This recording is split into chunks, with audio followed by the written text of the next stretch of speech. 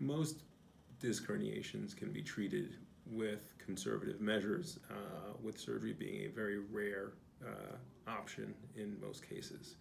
The typical patient will improve within about 1 or 2 weeks from the herniation with simple maneuvers such as activity modification, over-the-counter medications, and rest.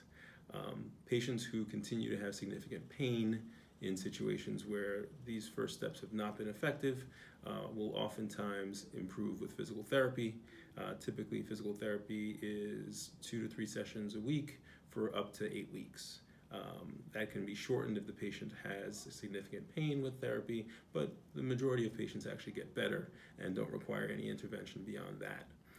If the patient continues to have symptoms, oftentimes more aggressive treatments such as epidural injections under the care of pain management, stronger prescription pain medications are also options.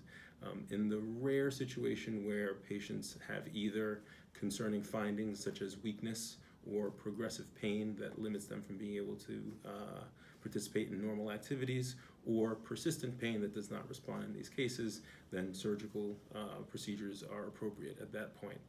The typical approach has been minimally invasive as a modification of a standard approach, which is called a microdiscectomy. Microdiscectomies have been used for more than 50 years to relieve patients of pain, and the minimally invasive approach allows those procedures to be performed on an outpatient basis with smaller incisions, less bleeding, and quicker recovery time, as well as less need for prescription medication in the postoperative period.